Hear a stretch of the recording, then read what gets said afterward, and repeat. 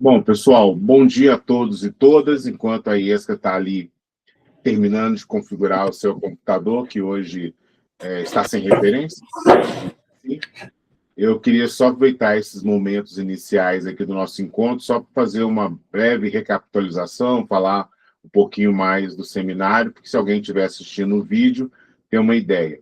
Bom, nós somos o grupo, né, de estudos em lógica do GNFIL, que é o Grupo Nacional dos Estudantes de Filosofia.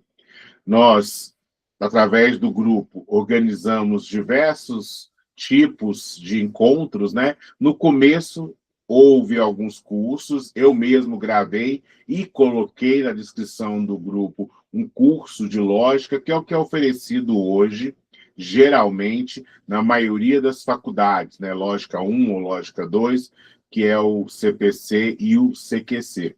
E logo em seguida, nós fizemos um seminário, foi muito bem sucedido, na minha opinião, porque o seminário, em vez de ser só uma aula, é o momento que mais pessoas do grupo podem apresentar temas e nós podemos discutir esses temas. E nós estamos agora, nesse novo período de 2025 até 2026, pelo menos no início de 2026, fazendo o nosso segundo seminário. E eu queria mostrar aqui para vocês, só compartilhar uma das minhas abas, né? Que é o nosso Google Drive. Tá? A descrição também, quer dizer, o link de acesso a esse Google Drive tá também lá na descrição do nosso grupo. As principais informações, né, sempre ficam na descrição do grupo no WhatsApp. E se você não consegue acessar essa descrição, por favor, comente lá no grupo. O grupo está lá também para tirar dúvidas, né? E o que tem nesse Google Drive? O Google Drive é uma pasta virtual onde eu posso colocar diversos arquivos, né? Então, nós temos aqui já um grupo de livros falando sobre lógica modal, falando sobre argumentação e lógica, sobre filosofia da lógica, e alguns livros nós só temos em inglês, né? Como esse de lógica modal, que está aqui para filósofos, né? Mas acho que hoje nós temos muitas ferramentas que ajudam a tradução. Nós temos aqui também uma pasta que seria o handbook, né? É como se fosse o guia de livros, né, de filosofia da lógica. O nosso curso de lógica também está aqui, que foi de 2024 até 2025. O nosso primeiro seminário também tem uma pastinha aqui, e nós estamos no segundo seminário, né? Se você entrar nessa pastinha do segundo seminário, você vai ver o resultado da pesquisa. Todo seminário eu faço uma pesquisa para saber o que o grupo quer estudar e, dessa maneira, estimular, né, a participação de todos e todas. E temos aqui no arquivo 00 uma explicação de como funciona o seminário, né? O que a gente tem como objetivo. Eu fiz questão de organizar isso seguindo alguns aspectos acadêmicos, né, que eu acho que são importantes. Temos aqui as datas dos encontros. Esse encontro de hoje, eu havia comentado no grupo que eu mudei do dia 18 para o dia 20, porque a gente viu que o quórum durante a semana foi um pouco mais baixo, né? Então, tirando isso, as outras datas são todas aos sábados, 10h30 da manhã. Nós vamos fazer esse encontro de hoje, 20/12, e aí vamos fazer uma pausa para poder, né, irmos para as comemorações, dar uma descansada, porque muitos e muitas provavelmente não só estão acompanhando o grupo, mas tem outras tarefas do dia a dia, né? Então a gente faz uma pausa. Eu, por exemplo, vou estar de férias, que eu leciono, né? Então é bom dar uma descansada. E aí nós vamos ter, basicamente, nessa etapa de agora, 3 livros, né, que vão nos acompanhando: Filosofia da Linguagem, o livro Repensando a Lógica e, finalmente, o livro Tópicos e Ontologia Analítica. Esses temas todos que estão aqui, eu sempre estou levando a abordagem não só sobre filosofia da linguagem, mas mostrando aspectos da lógica, né, que é o tema desse encontro. Quem quiser certificado tem que preencher e participar através do site, né, que nos permite controlar esses certificados. Tem aqui falando certinho, né, como é que você faz isso no Eventbrite, que está aqui. E quem quiser entrar, toda vez que a gente abrir uma reunião diretamente, sem dor de cabeça, sem precisar pedir autenticação, pode se cadastrar no nosso Google Sala de Aula. Mas para esse cadastro, o Google pede que você tenha algum Gmail, né? Infelizmente, não dá para fazer com outro e-mail. Então, além disso, só para finalizar, vocês têm aqui numerado os livros, né, em PDF, o que ajuda muito aos estudos, né? Então, tem aqui o artigo, que foi o tema dos 2 primeiros encontros, um artigo recuperando abordagens contemporâneas sobre a lógica de Aristóteles. O livro que nós estamos trabalhando agora, que eu tenho aqui uma cópia dele também, que é do Miller, né? E os outros 2 livros. Então, é interessante que mesmo quem não tiver condições de adquirir o livro, aqui, né, fazer o acesso a esse material, acompanhar esse material que vocês estão vendo aí. Então, e dessa maneira, quem, né, estiver assistindo esse vídeo já sabe como é que funciona, grosso modo, aí, os nossos seminários. Todo esse material, pessoal, ele é muito importante porque ele é a nossa referência.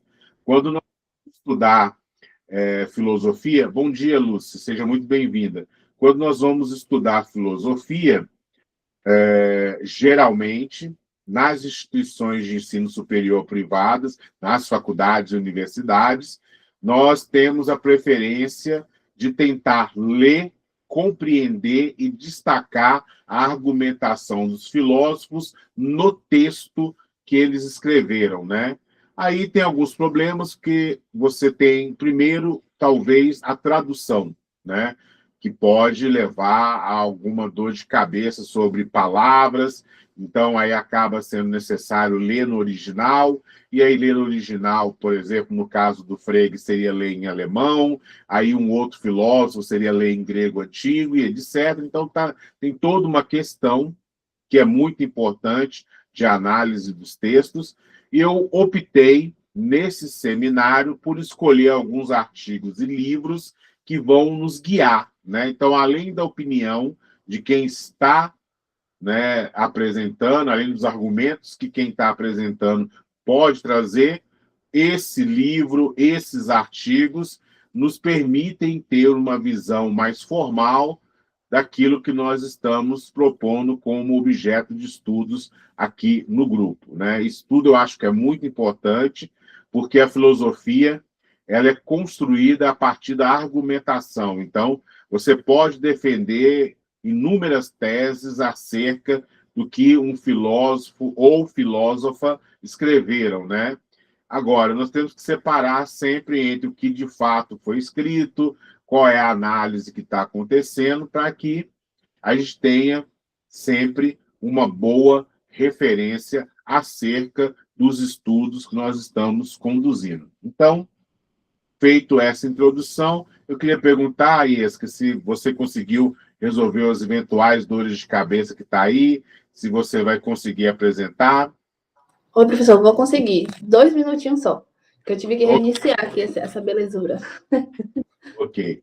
Bom, e o que nós temos nessa segunda etapa, né, pessoal? Na primeira etapa, como eu falei, nós tivemos 2 encontros aonde nós observamos, aonde nós estudamos um artigo que visa uma abordagem contemporânea da lógica de Aristóteles. Uma discussão, né, se haveria na lógica de Aristóteles questões exclusivamente ontológicas ou se a lógica de Aristóteles já era um preâmbulo, já era o início dos estudos de consequência lógica que configuram a lógica, tecnicamente falando, atual, né? Nós vimos os 2 argumentos principais sobre isso e, claro, né, 2 encontros não bastam. Nós poderíamos fazer, eu diria, uns 5, 6 encontros indo trecho a trecho do artigo, né? Eu li aqui no primeiro encontro, que está gravado, algumas passagens do, né, Organon, por assim dizer, a tradução que a gente tem, uma das traduções nós temos hoje em português, li também alguns outros trechos, tentando, assim, esclarecer um pouco dessa questão lógica que estava ali envolvida. E agora nós vamos avançar alguns séculos, né, por assim dizer, e vamos falar de um clássico para a filosofia da linguagem, que é o estudo de Frege, né? Bom, aí é muito importante, pessoal, destacar, nós não temos filosofia da linguagem só a partir do século XIX, com os autores que nós estamos vendo aqui. Platão já tratava em certa medida, de filosofia da linguagem, Aristóteles, em certa medida, e assim por diante. Mas por que escolher, então, Júlio, esse recorte a partir do século XIX? Pessoal, eu escolhi esse recorte a partir do século XIX porque é o que nós chamamos virada linguística, né? A história da filosofia, né? É quando essas questões da linguagem ganham um peso muito grande na história da filosofia. Ou seja, já tínhamos algumas coisas antes e um momento muito particular. E segundo, porque esse tema se aproxima muito da lógica que nós estamos estudando e que é objeto de estudos do grupo, né? Então, ficou aí o casamento perfeito.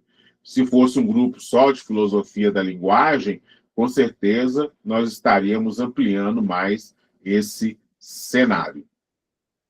Aí, Esca, como é que nós estamos aí? Perfeito? Eu queria... Deu certo. Eu queria agradecer muito a Esca por estar aqui com a gente, fazendo essa apresentação. Por quê, pessoal? Porque ela se dispôs, é desafiador falar de filosofia, seja qual for o ambiente, né? Ainda mais que nós estamos aqui seguindo por um viés acadêmico, né? A Esca já é mestranda, se eu não me engano, está terminando, né? A Esca já terminou, se eu não me engano. Me Terminei o perdoe. semestre. Então, nós temos aí mais uma vantagem, né, desse olhar dela, e o que eu sempre tenho falado no grupo também, a filosofia ganha muito com o olhar feminino, com uma epistemologia feminina, né? E isso, com certeza, é mais um ganho aqui para o grupo. Então, eu queria muito agradecê-la por enfrentar esse desafio, e eu estarei aqui para auxiliá-la, para tirar eventuais dúvidas que vocês possam ter. E, é claro, não tem como saber tudo, tá, pessoal? Frege não é a minha especialidade, mas é importante para quem estuda lógica. Então, se porventura eu não souber algo ou cometer algum equívoco, eu vou me corrigir lá no nosso grupo, e quem estiver assistindo a esse grupo, claro, a esse vídeo depois, claro, pode deixar comentários aí para nos ajudar ao enriquecimento. A proposta aqui é um trabalho de estudo coletivo. Estamos todos aprendendo com esse tema, né? A Esca, por gentileza, já falei demais.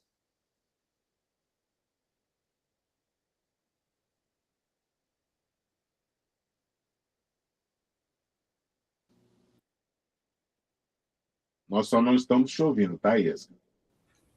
Tá, não estava falando ainda não, agora estou. Bom dia, pessoal. Agradeço aí a todos pela confiança, pela presença também, né, de estarem aqui. Eu mandei uma mensagem para a Júlia, assim, meio desesperada, porque, como ele falou, né, eu faço mestrado e tal, e o meu tema de pesquisa é Frege, é a teoria do sentido, não da referência. Eu falo muito sobre referência, claro, mas a gente tenta entender ali o significado, né? O sentido é entendido como significado. Então, eu basicamente me ocupo a falar dos nomes próprios. Então, isso aqui, para mim, né? Eu sei que é de suma importância falar sobre os outros aspectos, as outras categorias sintáticas. Então, para mim, foi um desafio, porque eu já tinha lido, mas aquela leiturinha assim, sabe? Bem básica sobre o tema, eu só me aprofundava no que a minha pesquisa fala, que é basicamente os limites da teoria do sentido, até onde Frege foi, as objeções posteriores e tal. Então, eu tive que aprender para trazer para vocês. Eu falei, ô, Júlio, pelo amor de Deus, se vê ali que eu estou desesperada, me puxa, me salva. Aí ele, não, fique em paz. Então, eu trouxe um pouquinho para vocês, né, dessa visão do Miller sobre Frege, e eu vou fazer uma recapitulaçãozinha básica sobre sentido de referência. No primeiro seminário, eu apresentei também sobre sentido de referência, mas foi diretamente sobre a teoria do sentido mesmo.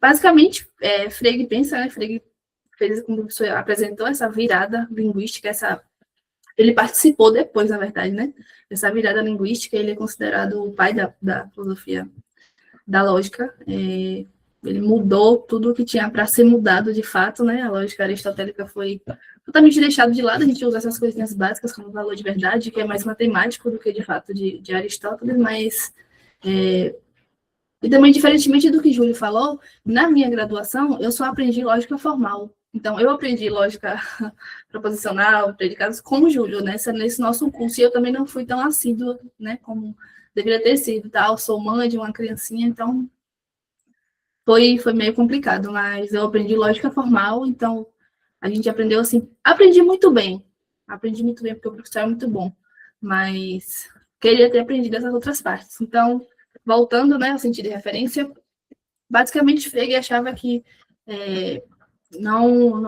que o significado que ele não era só uma camada que existia ali, né, que fazia essa união entre linguagem e mundo. Havia mais de uma camada. Inclusive, ele usa essa camada, né, que é o sentido, para poder explicar o enigma de identidade, né, da diferença cognitiva entre expressões de identidade. Então, para ele, basicamente, o sentido seria um modo de apresentação do objeto, como esse objeto se apresenta ao pensamento, como ele é de fato dado, né? E a referência seria o objeto em si, aquele que o sentido seleciona diretamente. Um exemplo, esse mouse, ele pode ter mais de um nome, ele pode ter mais de um modo. Eu falo nome porque é uma descrição, né? Frege não se encaixou, não se autonomeou um descritivista clássico, mas as leituras, né, Susan Haak, entre outros, consideram ele um descritivista. Então, esse modo de apresentação seria como esse objeto de fato se dá, como a gente, né, aprende ele no pensamento. É um conteúdo público e acessível a todos os falantes, não pode ser algo mental ou subjetivo, né? E a referência seria basicamente ele mesmo. O nome próprio mouse seleciona o quê? Qual a referência do nome próprio mouse? O próprio objeto ao qual ele seleciona, que é este mouse. Então, basicamente é isso. Então, ele usa, né, o sentido para explicar essa diferença cognitiva entre expressões de identidade do tipo A igual a A e A igual a B. Por que quando eu afirmo que A igual a A é algo trivial, que não traz nada novo, né? Não tem nenhum impacto cognitivo, quanto A igual a B, e traz traz ganhos, né, cognitivos. Aí ele dá o exemplo da estrela da manhã e da estrela da tarde, que selecionam o mesmo objeto por descrições, né, ou sentidos diferentes. Ele diz que então essa diferença cognitiva entre essas expressões de identidade se dá por possuírem sentidos distintos, mas selecionarem a mesma referência. Meu computador está carregando. Gente, meu computador desligou, um segundo. Meu Deus. Sem problema, Iesca. E, pessoal, então, como a Iesca muito bem falou, hoje, quando nós falamos em lógica clássica, quando nós falamos em uma lógica contemporânea, nós estamos falando da lógica que foi desenvolvida por Frege, né? É claro, muita coisa foi feita depois de Frege. O jeito como Frege escreve, né, os termos da sua lógica, a sintaxe, principalmente, né, mudou os conectivos lógicos, mas podemos pensar que isso é apenas aquele trabalho constante de atualização, né? Então, é muito importante que seja feita essa relação. E lembrando, Frege, ele trabalhou durante muito tempo como matemático. Edson, seja muito bem-vindo. Ele trabalhou, se não me engano, a carreira toda como matemático, né? Mas suas contribuições para a filosofia são reconhecidas, o que é uma coisa muito interessante, porque nem todo filósofo tinha título de filósofo, né? Então, isso é sempre interessante da gente lembrar. E aí, isso é um ponto que eu queria comentar aqui com vocês. Aí, Esca, fique à vontade. Eu vou tentar apresentar pelo celular, porque o computador desligou, descarregou, eu não vi.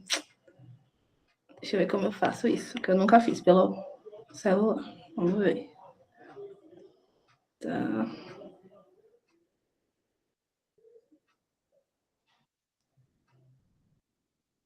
Vocês estão conseguindo ver? É um pouco pequeno, mas dá para a gente acompanhar. Se você quiser, Esca, me mandar o seu PDF lá no nosso Eu acho que grupo, eu vou fazer eu posso isso exibir mesmo. para você. Eu vou fazer isso, vou até meu computador ligar. O Edson aqui finalmente conseguiu reparar o seu sistema, né? Parabéns, Edson, você já é o nosso técnico de TI. Não, eu tenho em outro computador. Não consegui. Tem outro computador? Eu tenho 2 notebooks, eu estou usando o notebook em reserva aqui. Infelizmente. O outro, eu não sei Eu o que mandei deu. no grupo, professor. Perfeito, é isso. Estou só baixando ele aqui. É o dia. Cadê? Perfeito. Ao que parece, foi tudo ok.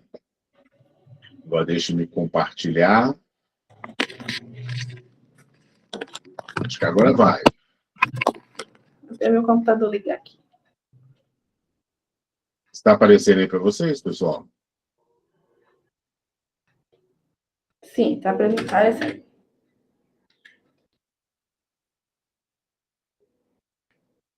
Tem como aumentar para mim? Tá, gente. Então, como eu falei, né? O sentido de um nome próprio, ele é o modo de apresentação desse objeto, e a referência é o próprio objeto ao qual ele seleciona, né? O objeto designado.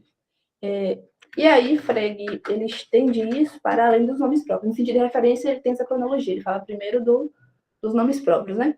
E aí, quando ele parte para sentenças, que ele chama de assertivas completas, né? E Miller já chama de declarativas, dá no mesmo. Ele explica que o sentido de uma frase é basicamente o pensamento que ela expressa. Qual é o sentido da frase a estrela da manhã iluminada pelo sol? É o que a gente, de fato, capta disso, é o pensamento que a gente tem disso.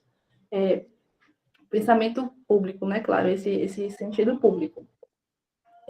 Com licença, tem como aumentar esse slide, por gentileza? Ronald, só um minuto, eu estou tentando botar pelo meu computador e aí eu consigo. Eu não estou falando dessa parte ainda, mas pode deixar aí, professor. Estou tentando fazer esse recap, né? De filme. E ele vai para as assertivas, como eu falei, e o sentido seria esse pensamento expresso, né? A estrela da manhã iluminada pelo sol e a estrela da tarde iluminada pela estrela vespertina, assim dizemos, né? Elas expressam pensamentos distintos, mas elas possuem a mesma referência. E isso é o sentido da frase. E a referência seria o valor de verdade, o verdadeiro ou o falso. Então, a estrela da manhã é iluminada pelo sol, isso é verdade? Sim. Então, a referência dessa frase não é o sol, nem a estrela, nada, né? A gente pensa sempre que vai designar alguma coisa, que vai selecionar alguma coisa, mas na frase não. Na assertiva completa. Pode ser chamada de frase também, né? Ela é o valor de verdade. E aí, eu até discuti isso com o meu orientador, que a gente se encontrou, né, antes dessa apresentação, sobre essa questão de referência e valor semântico. Como eu já leio Frege, quando eu leio o texto, eu consigo, de fato, definir que valor semântico é a referência. Só que há filósofos que prefiram falar referência, né, que sigam mais a Frege, e aqueles outros que prefiram falar valor semântico. Quando a gente vai falar sobre valor de verdade, eu prefiro também falar valor semântico, porque referência a gente pensa sempre que pode confundir a nossa mente, pensando que a gente vai sempre selecionar um objeto. A gente vai dizer um nome, uma assertiva, e a gente vai selecionar um objeto. E aqui não, aqui a gente vai ver o valor de verdade desse objeto, né? O que ele expressa. Vou estar ligando aqui. Professor, sobe só mais um pouquinho para eu ver o nome em cima. Esse slide aí, eu fiz meio que um resumão desse primeiro capítulo, né? Do Miller sobre Frege. Ele começa falando sobre os nomes próprios, né? Sobre o valor semântico de um nome próprio, depois de uma assertiva completa, que, como eu falei, é o verdadeiro ou o falso, e aí já se aplicam, ele vai escrevendo por teses. Eu achei uma escrita bem legal. Os analíticos têm isso, né? Eles escrevem de uma forma... Os filósofos da linguagem, melhor dizendo. Eles escrevem de uma forma que a gente consegue entender, captar, e tem sempre uma cronologia, né? Que vai uma coisa levando a outra. E aí, a sentença complexa, ela possui essa referência, esse valor semântico, verdadeiro ou falso, e aí já implica esses três princípios aí, né? Esse T1, que é a referência de uma frase, é o verdadeiro ou falso, e aí desse já deriva a composicionalidade e substituibilidade, né? Que a gente vai... eu já estou abrindo aqui, viu, gente? Que a gente vai chegar lá. E depois ele fala sobre o valor semântico aplicado aos conectivos lógicos, às funções e os objetos, aos predicados e conceitos, e, por fim, aos quantificadores, né? Esses operadores aí, existenciais e universais.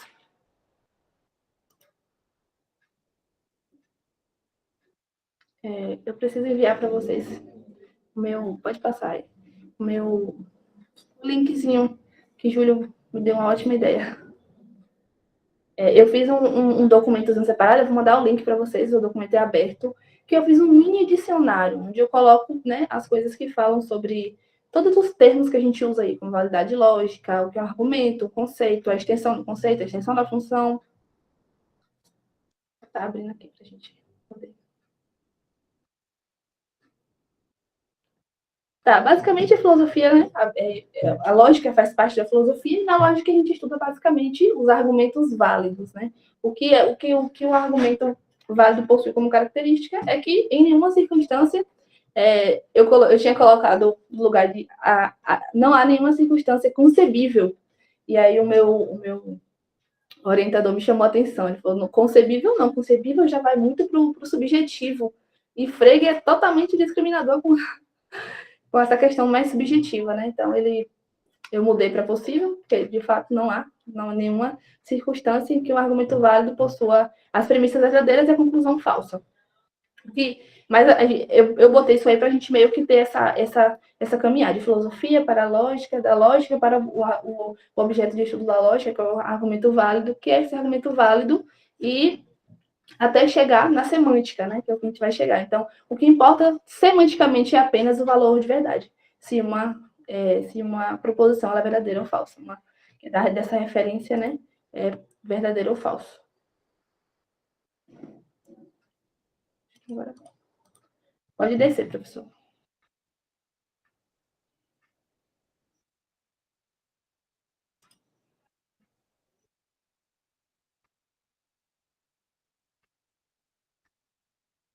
Tá, como eu falei, né? A gente fez esse caminho todo. E da validade lógica para a semântica, onde da validade não há premissas verdadeiras com conclusão falsa. É isso que se torna, né, um argumento válido. E aí eu pergunto qual é a relação entre lógica e semântica, né? De fato. Porque a validade de um argumento ele depende das propriedades semânticas das expressões que o compõem. Como essa frase em negrito é justamente como Miller escreve. O valor semântico ou referência de uma expressão é aquilo que determina as sentenças em que ela ocorre são verdadeiras ou falsas. E aí ele já inclui aí a tese 1, né? Ele escreve assim mesmo, tese 1, tese 2. Não sei se vocês leram, mas é um texto muito bom de ler. A referência de uma frase é um verdadeiro ou um falso. Ou o valor semântico de uma frase é o verdadeiro ou o falso. Pode descer, professor. Tá. Dessa tese 1, né, da referência ser o verdadeiro ou o falso, já deriva esse primeiro princípio, né, que foi feito por Frege também, desenvolvido por Frege, que é que o valor semântico de uma expressão complexa, ou seja, de uma assertiva completa, é determinada pelos valores semânticos de suas partes e como estão combinadas. Miller não coloca esse e como estão combinadas, mas é de suma importância, porque não é só você pegar qualquer frase que...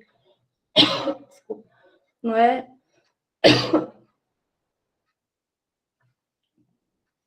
Você pegar qualquer frase que possua o valor de verdade verdadeiro e simplesmente substituir uma na outra, não. Importa também o modo como ela é combinada.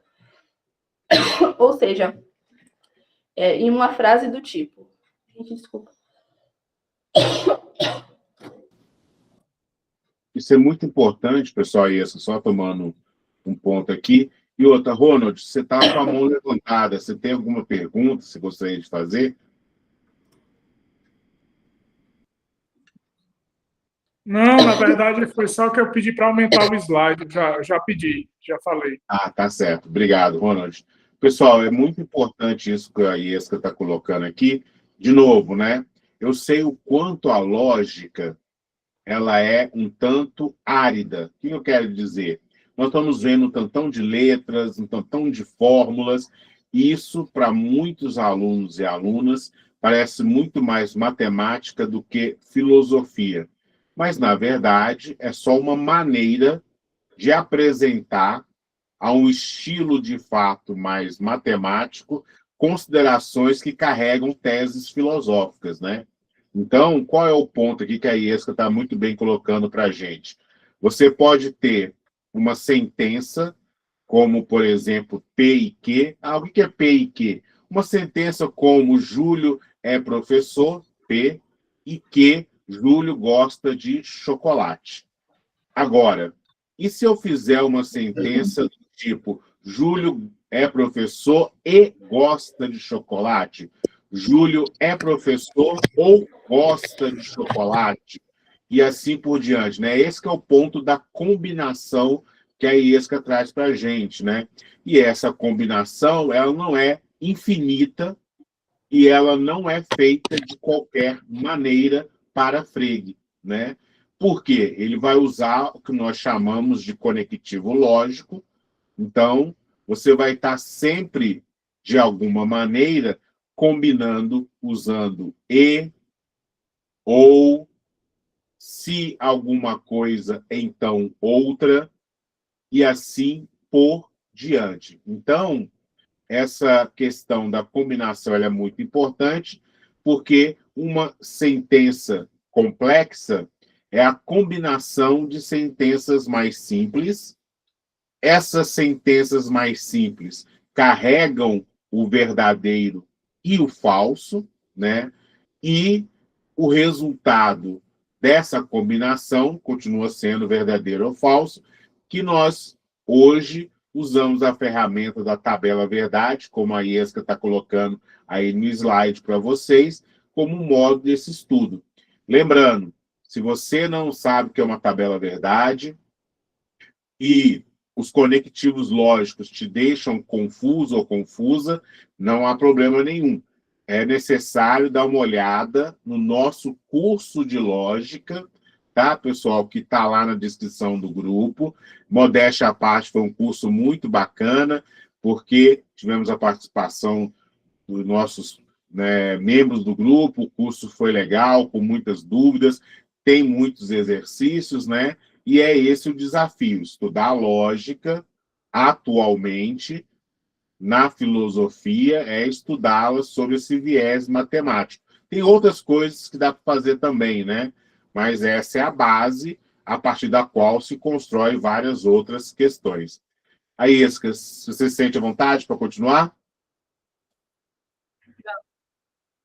Vamos. Eu tô com uma gripezinha chata aqui, não ataca.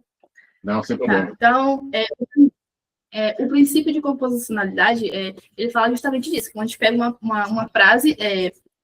uma frase do tipo Beethoven era alemão e Napoleão era francês, como o professor Júlio falou, a referência dessa frase, o valor semântico, a verdade dessa frase, o valor de verdade,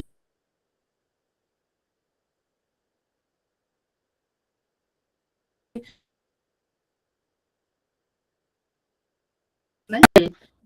O P, né, por exemplo, aqui seria Beethoven era alemão. Então, se eu pego Beethoven era alemão, de fato, é verdade, né? Aqui a gente está usando uma conjunção, né? O I, o conectivo I. Beethoven era alemão, pronto, verdade, ok. Definido.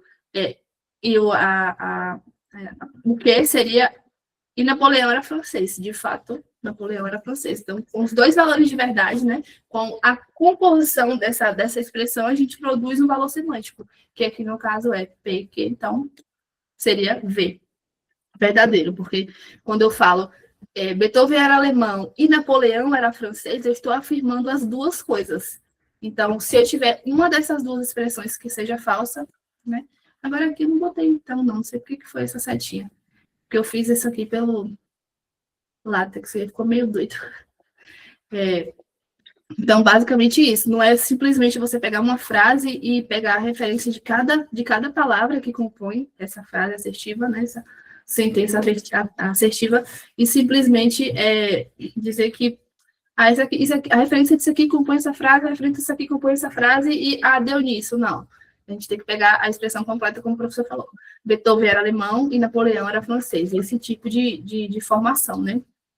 E aí, uma consequência direta, né, percebida por Frege, é que aqui fala sobre extensão, a gente vai falar sobre isso também na função mais à frente, que a consequência direta desse princípio é que se a gente substituir uma parte de uma sentença por outra que possua o mesmo valor semântico, o valor de verdade da sentença inteira permanecerá intacto, inalterado. Esse é um princípio de substituibilidade. Frege chama lá de salva veritate, né, falando grosso modo. Deixa eu ver o que falaram. Daniel. É curiosa essa questão do valor de verdade relacionada à semântica, pois esse valor depende de uma bijeção com a realidade, a qual, por vezes, pode ser espúria, isto é, não real, apenas aparente. Isso torna o valor de verdade relativo ao sujeito subjetivo em relação a uma determinada perspectiva.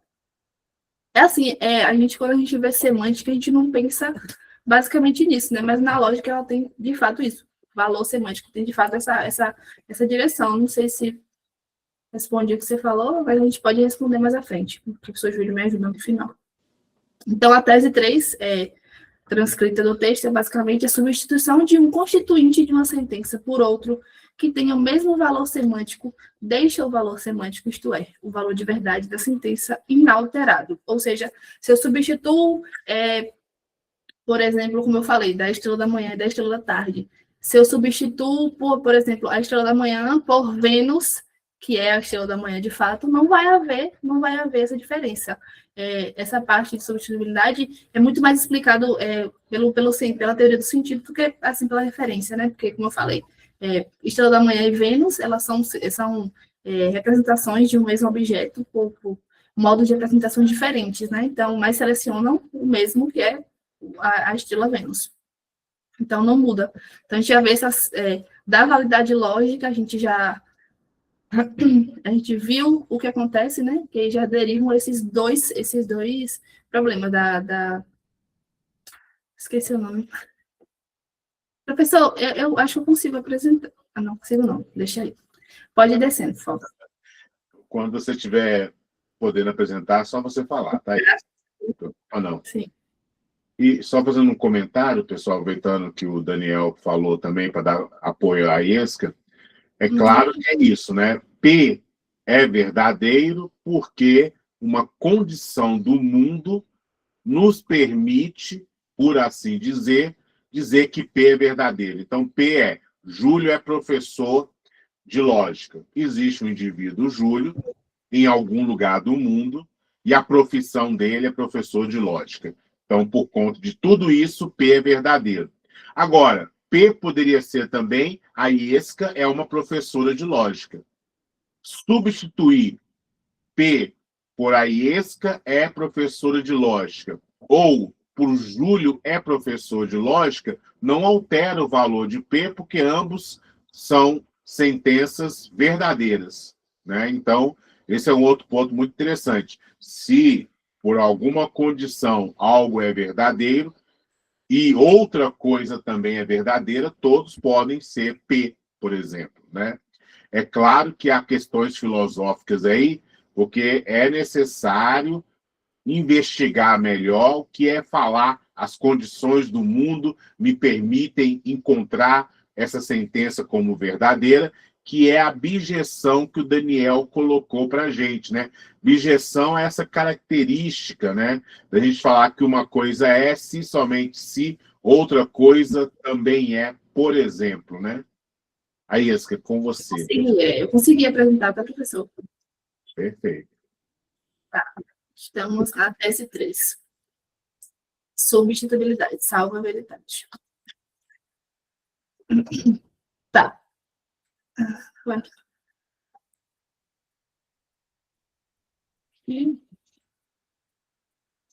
Então, ele falou ali sobre as assertivas, e aí agora a gente vai falar sobre os nomes próprios, né? Referência dos nomes próprios, que eu já falei no início, que é basicamente o valor semântico com referência de um nome próprio, é o objeto a que ele se refere. A teoria referencial, como um todo, já usa essa definição, né? Não é nada assim muito novo. Por isso mesmo que Frege vai além, né? Ele vai até as sentenças e tenta configurar essa linguagem.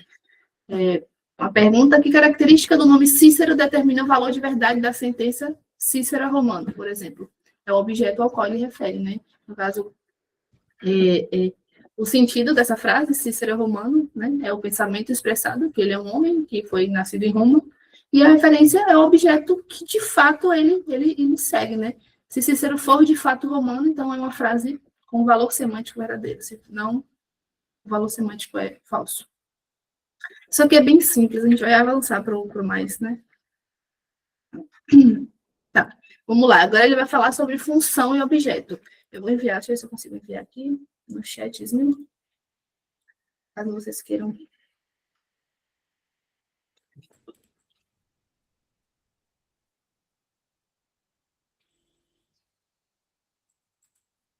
Vejam se vocês conseguem acessar esse link que eu mandei desse Docs, onde eu fiz um mini dicionáriozinho.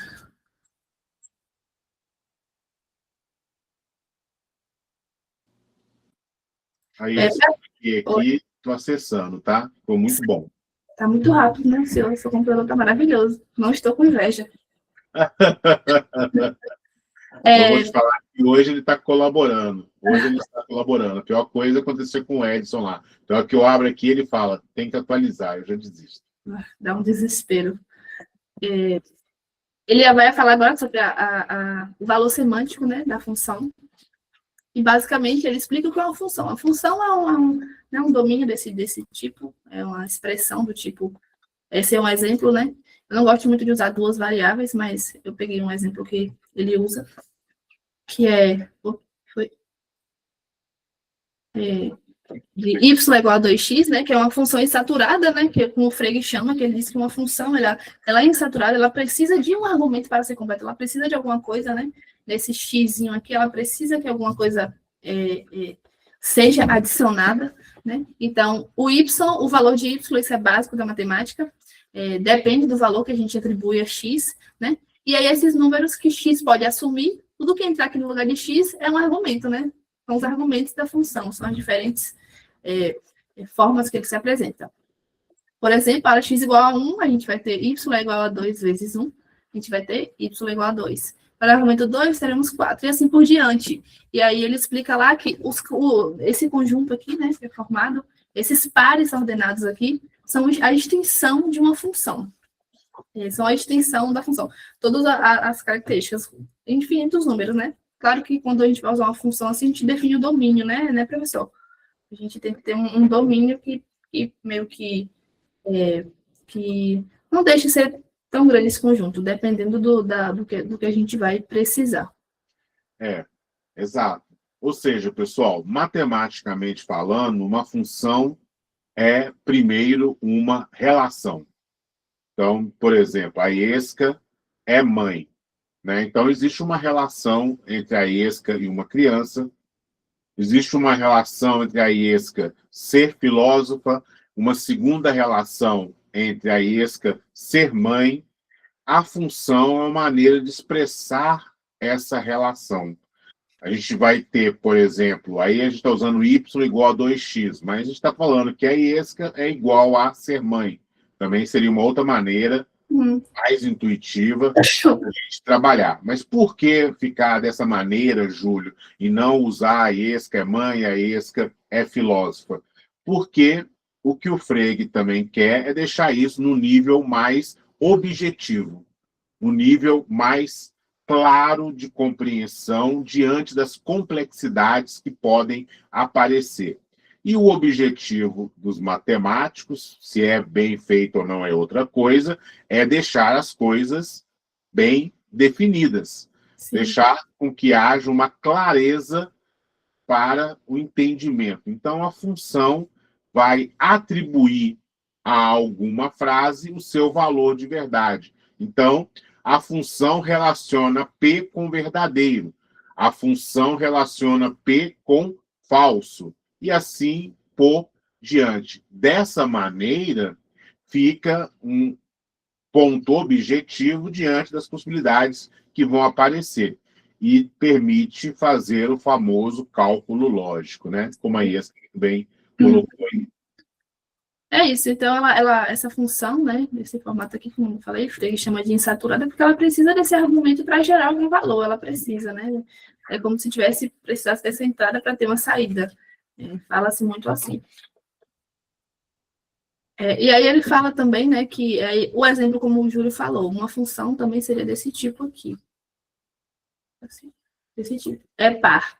O que precisa aqui, nesses pontinhos, né, o espaço em branco é a insaturação, que precisa de um argumento para poder, né, para poder gerar um valor de verdade. No caso aqui, a função é de número em valor de verdade, ou seja, entre um número, sai um valor de verdade. Como eu botei aqui em cima. Deixa eu ver. Opa. Aqui, não, em cima, aqui. Entra um número e sai um valor de verdade. Então, aqui, se o argumento for 1, o valor de verdade vai ser falso, porque, né? Não, ao contrário, gente, esse aqui, eu esqueci de mudar isso aqui. Se for par, vai ser verdadeiro, né? Se não for par, se for ímpar, vai ser falso. Então, a gente vai colocar um número aqui, que vai ser o argumento, e aí ele vai transformar o valor de verdade. E aqui também é uma outra leitura da extensão de uma função. E aí também, Frege observa que isso não vai acontecer só com números, também vai acontecer com outros tipos de objetos, né? Que é o que acontece, ele já chama de predicados, né? Como funções. O predicado, ele funciona exatamente como uma função, ele recebe o objeto, o argumento, não, eu estou falando de cima ainda, tá? Não tem texto, tá? A tese 5 fala basicamente que o valor semântico de um predicado é uma função, ou seja, a referência de um predicado é uma função.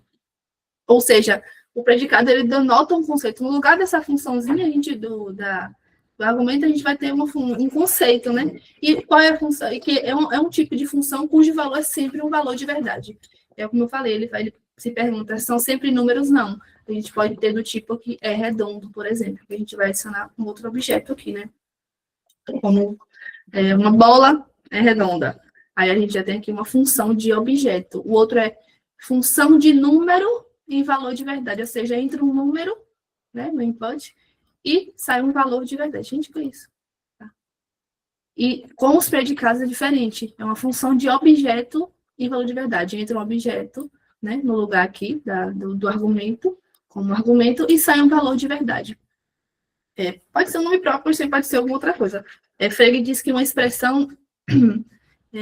tem vários tipos de expressões, né? Um nome próprio é uma expressão, uma frase assertiva é uma expressão, uma descrição definida é uma expressão, né? Em sentido de referência, ele faz essa distinção, ele faz esse englobamento do que é uma expressão linguística, né?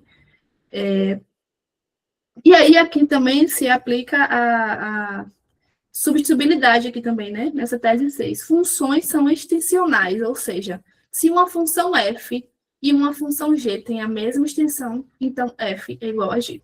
Aí, como eu falei, a gente define o domínio, né, para poder tornar isso mais direto. O domínio é 1, 2, 3, 4. E o predicado f, né, como eu falei da função f, x é par. Falta aqui, claro, o argumento no lugar dessa variável. E o predicado g, x é divisível por 2. Então, se a extensão de f for essa e a de g for essa, elas possuem a mesma extensão, logo a mesma função. Elas representam a mesma coisa, possuem o mesmo valor semântico também, né?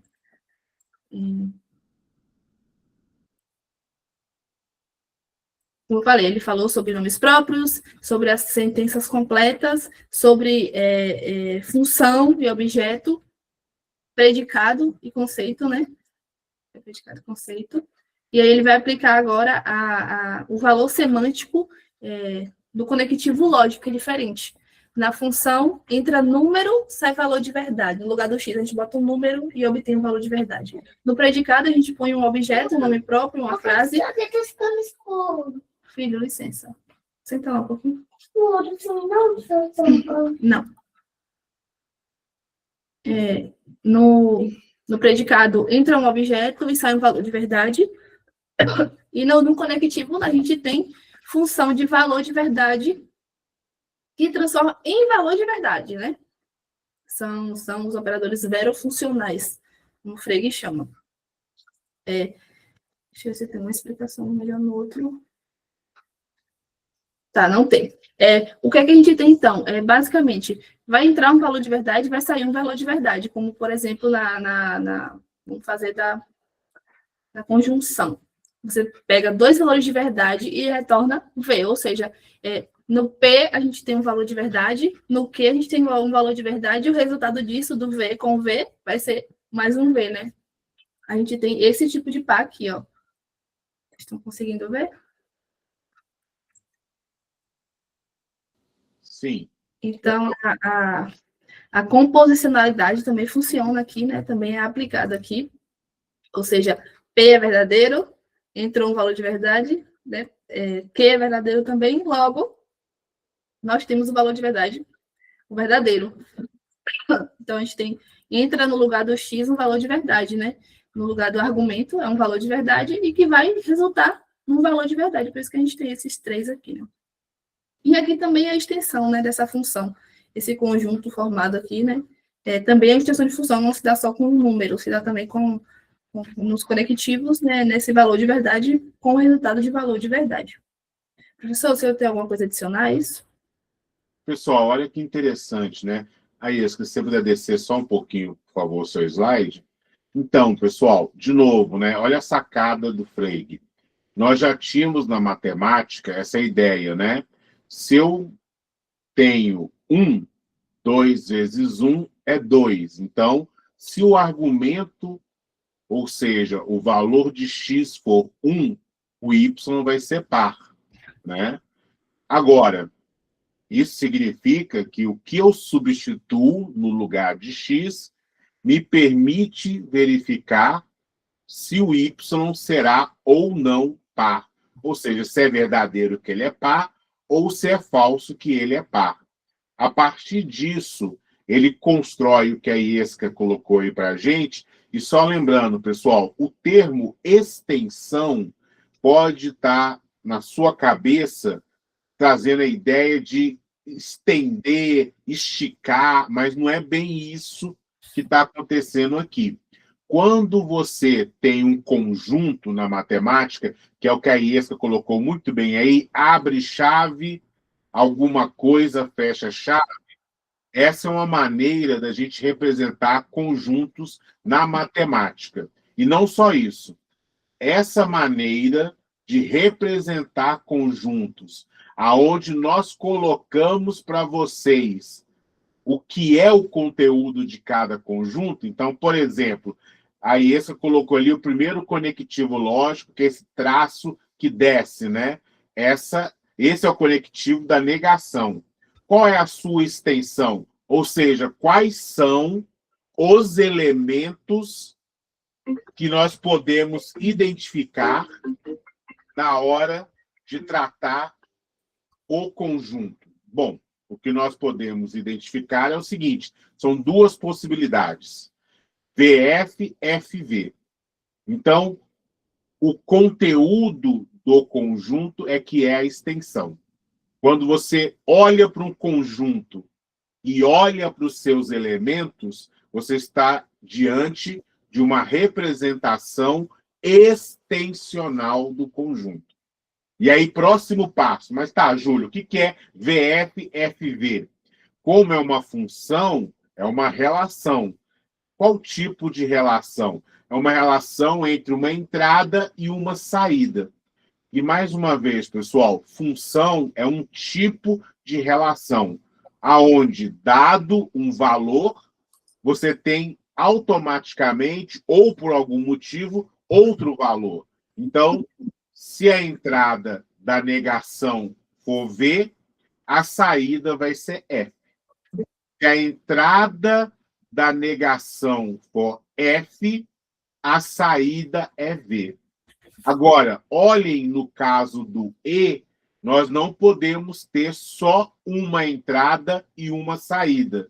O V já nos exige fazer uma conjunção, ou seja, buscar duas entradas para estabelecer uma saída. Então, quando a IESCA coloca para vocês VVV, nós temos que ler o seguinte: nessa extensão, nesse elemento desse conjunto do E, se duas entradas são verdadeiras, VV, a saída é V.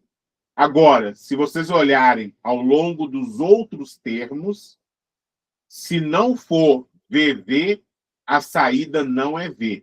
Então, os dois V são a entrada, o terceiro da tripla ordenada, né, é a saída. E a leitura é sempre nessa ordem, né, pessoal? Que é outra característica matemática desse objeto que nós estamos vendo aí, que é chamado de tripla ordenada.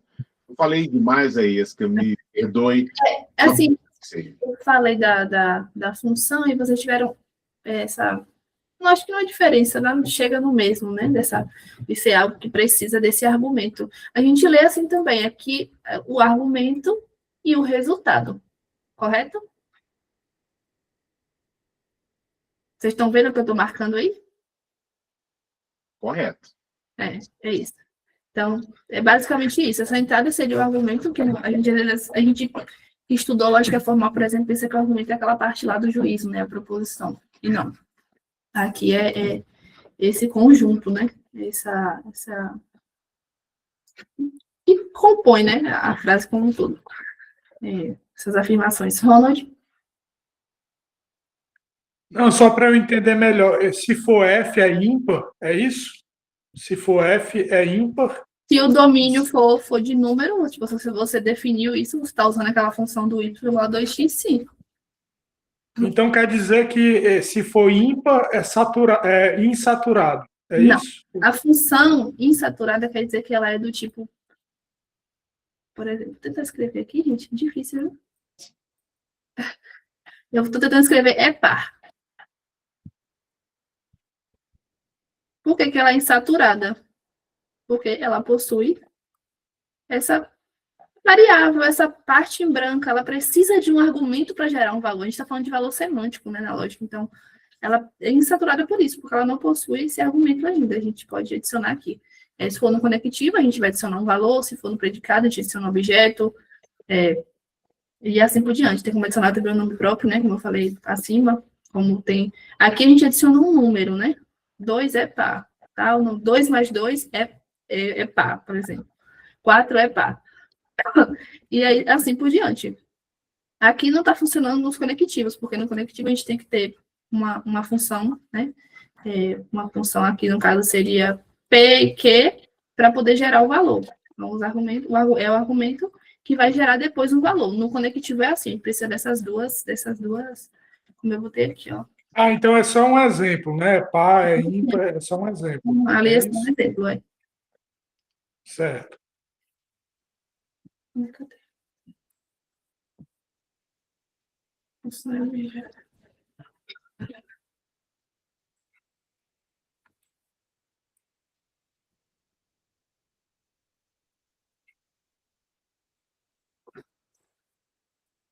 Tá. E agora, por fim, ele aplica o valor semântico, né, aos quantificadores, que são basicamente são os operadores, né, usados para falar de generalização ou existência. E também dentro de um domínio, como eu falei, uma lógica é sempre sistema. Filho, cuidado. Uma lógica tenta sempre... Deixa eu limpar essa tela aqui, gente. Que eu achei o máximo essa negocinho. A gente tenta sempre sistematizar o pensamento da mesma forma com a linguagem. É preciso estabelecer o domínio, aquilo que você vai falar sobre, né? Aqui, como eu falei, cada um lá faz de um jeito, né? Tem um input e um output. vamos falar assim, uma entrada e uma saída. Aqui ele toma conceito como argumento e produz uma verdade de valor, ou um valor de verdade como valor, né? Um conceito seria um predicado cujo valor sempre é verdadeiro ou falso. O valor semântico vai ser sempre verdadeiro ou falso, dá no mesmo.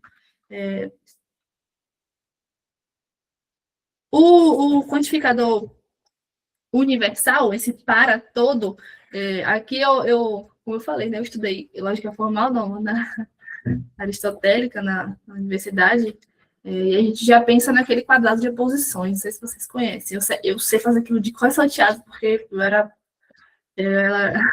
louca naquilo. E a gente sempre pensa, né, no A e no E de cima, que é o universal afirmativa, universal negativa, particular afirmativa, né? E aqui esse para todo é basicamente isso. Nisso que eu acho que tem uma semelhançazinha. Considere um pequeno universo de discurso com os objetos A, B e C e um predicado F de X. Podemos atribuir uma extensão a F de X, digamos que F é igual, né, ao domínio A e B. Essa sentença, então, aqui vai ser verdadeira se todos os objetos do domínio estiverem contidos aqui, né? No caso, aqui não temos, porque aqui tem o C, a gente está considerando esse domínio, aqui tem um C, né? Então, se é para todo e não tem um C, é falsa, né? O valor semântico dessa função é o falso. E no existencial, existe pelo menos um que satisfaça aquela característica, né? Enfim. Então, no quantificador universal, ele vai ser verdadeiro se todos os objetos satisfazerem esse predicado, né? Estiverem contidos nesse predicado. E no existencial, se ao menos um objeto for verdadeiro. Eu botei um exemplozinho aqui. Do todo, por exemplo, a premissa 1. Todo ser humano é mortal. Premissa 2. Sócrates é humano. Nossa conclusão, logo, Sócrates é mortal. Porque Sócrates está incluso nesse ser humano, né? E no caso, todo que for ser humano e é mortal, então o quantificador aqui, o valor de verdade é o valor semântico, né? É o verdadeiro aqui. Então é um argumento válido. E no existencial do algum, existe pelo menos um filósofo que é grego. Premissa 2. Todo filósofo estuda a sabedoria, portanto, existe pelo menos um grego que estuda a sabedoria, ou seja, existe pelo menos um que satisfaça essa característica de filósofo que é grego, né? Então, esse aqui também é verdadeiro. Quando eu estudei isso aqui, que eu li isso aqui, eu lembrei muito de Kripke, não sei se vocês já leram, sobre a teoria dos mundos possíveis, que também fala sobre necessidade e possibilidade. Não vou adentrar muito nisso, mas se vocês quiserem ler, eu acho que é Name Necessity, ele fala sobre isso. É bem interessante, porque explica que nem tudo nem todo nome próprio ou nem toda sentença que designa algo em um mundo possível vai designar em outro, né? E a gente usa esses quantificadores para poder avaliar o valor semântico da sentença. E é isso. Botei uma frasezinha de impacto no final. Uma teoria do significado é uma teoria das condições de verdade. Esse capítulo 1, ele fala basicamente desses modos que eu coloquei aqui. Deixa eu subir para vocês verem. Eu até mandei o slide lá no grupo. Eu fiz um resumão mesmo, porque ele fala basicamente disso aqui, do valor semântico, né? Aplicado a essas diferentes categorias sintáticas. A cada um deles a gente viu como funcionava. Né? Que vou só fazer de novo. O valor semântico de um nome próprio, né? Ou seja, a referência é de fato o objeto diretamente ao qual ele designa, ao qual ele seleciona no mundo. De uma sentença é o verdadeiro ou o falso, a gente avalia se o pensamento proposto por aquela sentença ela é verdadeira ou falso, né? E daí já derivam os princípios de composicionalidade e substituição, que composicionalidade é que a referência ou o valor semântico da frase depende da composição da frase, como ela é formulada e dos valores de verdade de cada parte.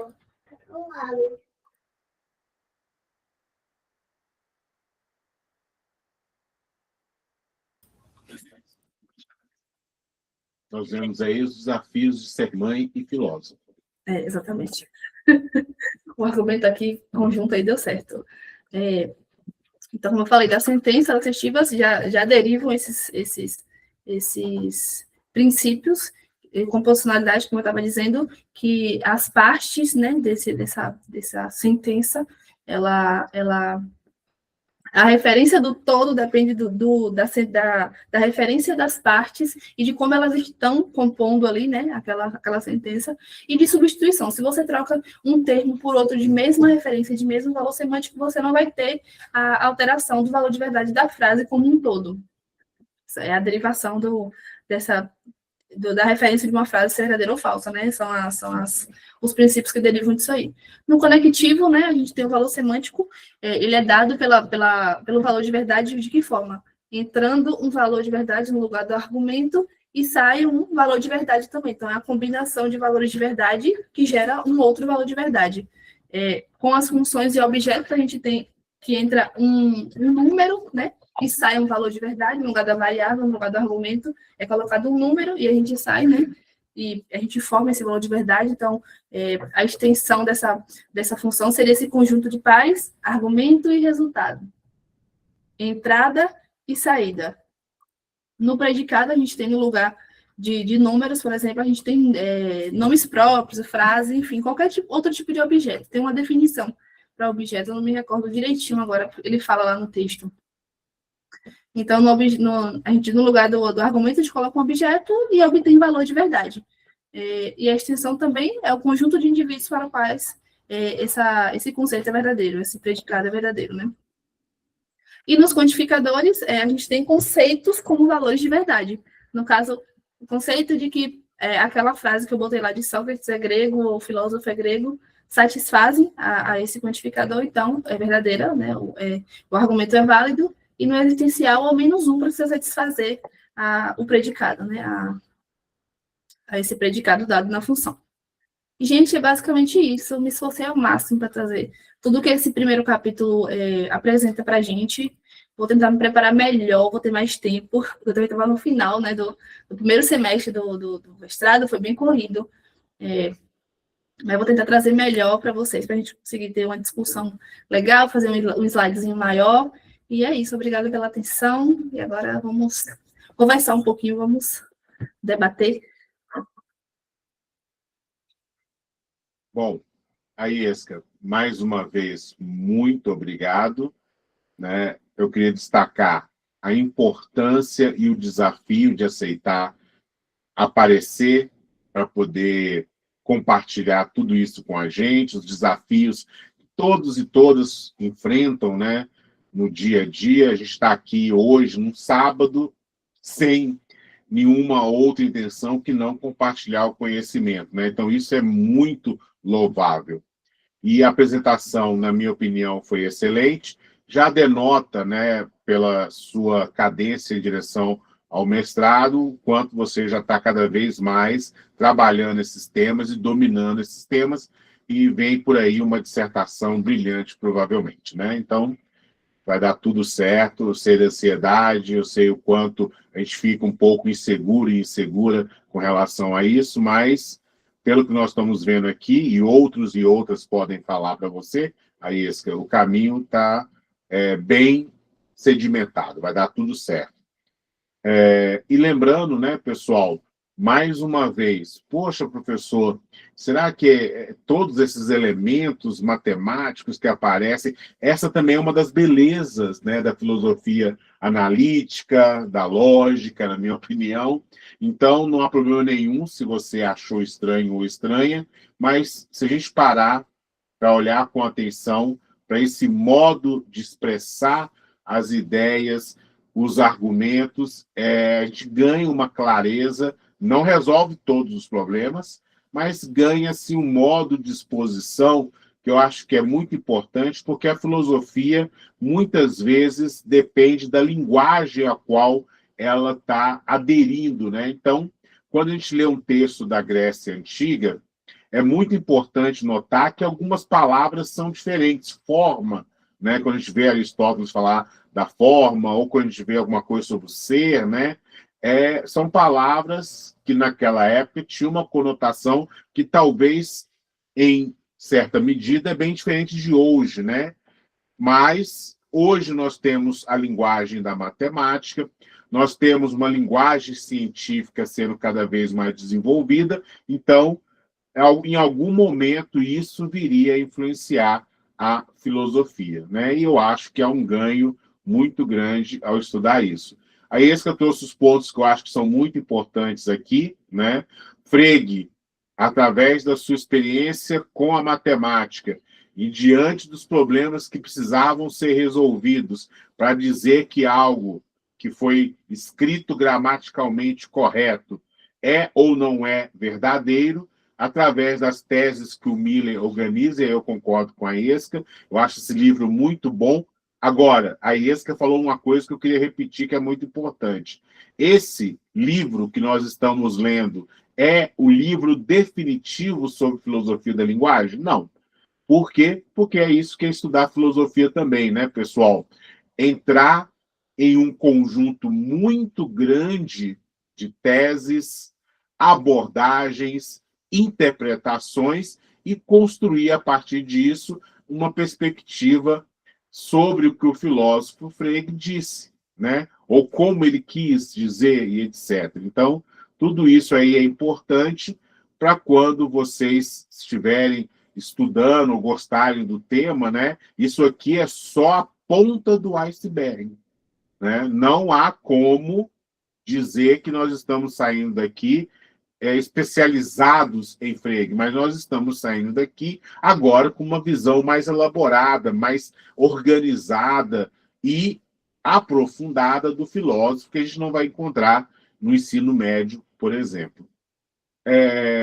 Como a Iesca falou, deixo aberto aí se alguém quiser se expressar ou fazer perguntas. Professor, uma coisa importante que eu fui até olhar a nota que eu tinha colocado é realmente isso, que não é um livro definitivo, né? A gente tem vários outros e expressam assim, muito bem o pensamento freguiano. Eu gosto muito de Newton da Costa, ele é muito bom. Inclusive, eu pesquiso muito ele, porque ele é um especialista em Frege. E eu coloquei aqui mesmo um contraponto, né? Que Frege, por exemplo, ele acreditava de fato, ele escreve que a validade lógica era fundamental, a gente sabe que sim, mas Miller argumenta que o valor semântico, esse valor de verdade, é mais fundamental do que a validade lógica, né? Por ser filósofos da linguagem, eles funcionam dessa forma. Claro que Frege queria organizar sistematicamente, né, a linguagem, mas já é um contraponto que ele começa, ele não está ali só para dizer o que Frege fez. O Miller, ele põe o ladinho dele ali, ele põe a visão dele, claro, né? É um grande pesquisador também. Exato. E é esse o desafio, se alguém aqui for seguir pela carreira acadêmica, ou fazer um mestrado, ou um doutorado, ou mesmo uma graduação, né? Ronald, sua mão está levantada, então, por favor. Eu queria só tirar uma dúvida com relação, eu não sei se vocês conhecem o argumento do terceiro homem, que diz por exemplo, Davi é pai de Antônio. Aí está implícito que Antônio é filho de Davi, né? Só que ele não diz explicitamente isso. Aí isso seria um terceiro argumento que iria aparecer. Aí, se esse argumento, se isso é uma função insaturada. Deu para entender minha pergunta? Eu entendi, mas eu acho que professor, não sei se estou certa, mas aí vai para algo mais subjetivo, né? Acho que aí foge mais dessa parte de valor semântico, de valor de verdade, né? Eu acho que é mais de contexto, né? Contexto de uso. Não sei se eu estou certa. Eu diria o seguinte, Ronald, se alguém é pai de outro, se X é pai de Y, você tem uma relação e uma função. Uma função criada pelo predicado é pai. Agora, quando você busca transformar isso numa outra relação, que é filho de, então se o X é pai de Y, Y é filho de X. De fato, você vai precisar, na sua argumentação, acrescentar um novo predicado. nós não temos condições, formalmente, de, se X é pai de Y, concluir só pela função é pai, concluir a função é filho. É claro que nós já conseguimos fazer isso, porque, imaginando uma criança aprendendo, né? Você consegue passar para a criança que ela é filho. E, como ela sendo filho, ela tem um pai. Então, ou seja, um argumento X que tem como premissa X é pai de Y, só nos permite a conclusão Y é filho de X se os significados de pai e filho já estiverem nas nossas mãos, né? Se não estiverem, nós não temos, de fato, como fazer essa conclusão. E essa questão de função saturada, insaturada, é mais, Ronald, na direção de você usar ou não X e Y, né? Quando eu falo para você X é pai de Y, eu criei uma função que precisa de X e precisa de Y para a gente ter o valor de verdade. Se isso acontece, nós estamos nessa direção de uma função ser ou não insaturada. Agora, pode ser que não exista X e Y que atenda a essa função. Aí não tem como falar que ela vai ser saturada, né? Não tem como falar que é possível, segundo alguma condição, segundo alguma regra, a substituição dos valores, né? Então, são 3 coisas aí para concluir. Primeiro, né? Quando você está construindo um argumento que diz que alguém é pai e você quer construir a conclusão que alguém é filho, tem uma premissa escondida. Qual premissa que está escondida? O argumento funcionaria da seguinte maneira: se X é pai de Y, existe também o conceito de filho, que é Y é filho de X. Para ser filho, ele tem que ter um pai. E todo mundo que é pai tem um filho. Aí, finalmente, você pode chegar a essa conclusão. Por que nós não fazemos o argumento dessa maneira no nosso dia a dia? Porque a gente subentende muita coisa, né? Você não fica explicando toda hora todos esses detalhes, né? Todo mundo entende o que significa ser pai, e ao entender o que significa ser pai, já está embutido o significado de ser filho. Mas, tecnicamente falando, se eu estivesse aqui diante de um computador, a inferência, como a Iesca falou, se eu estivesse diante de um computador que, por enquanto, não foi dado a esse computador nenhuma informação, e aí eu digo para esse computador, mais uma vez, que X é pai de Y, esse computador só vai concluir que X é pai de Y, ou vai concluir que Y tem um pai. Mais nada. Eu vou ter que ensinar a esse computador, que não sabe nada, a não ser que X é pai de Y, os outros significados acerca do uso da função é pai. Ronald, eu consegui explicar um pouquinho? Conseguiu, sim. Na verdade, é só uma dúvida entre a entrada e a saída, entendeu? Dessa função. Porque ela teria só uma entrada e uma saída, mas implicaria outra entrada e assim vai. Infinitamente, entendeu? Infinitamente no sentido assim, você pode ir construindo cada vez mais outras maneiras de abordar isso. Você disse que X é pai de Y, mas você poderia dizer que X é progenitor de Y. Né? É a mesma coisa? Não é? Né?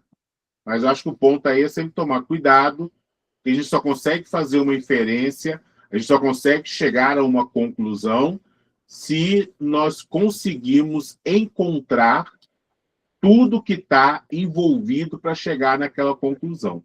Tudo. Quer dizer que o modo melhor que eu uso qual seria? Implícita, uma inferência? Qual seria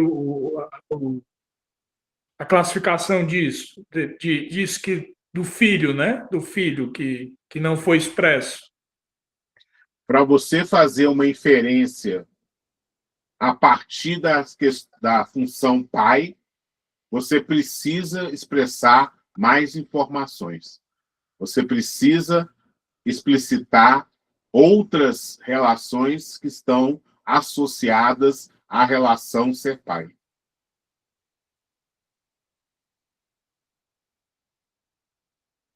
Beleza, obrigado aí.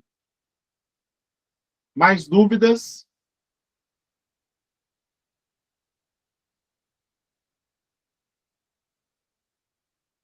Ok. Aí, Esca, alguma consideração? Não, eu gostei do debate, eu gostei eu queria que os colegas mais participassem, né, para a gente tentar. Mas para mim foi ótimo, adorei. Para mim, assim, foi totalmente o pontapé inicial para eu entrar nessa parte.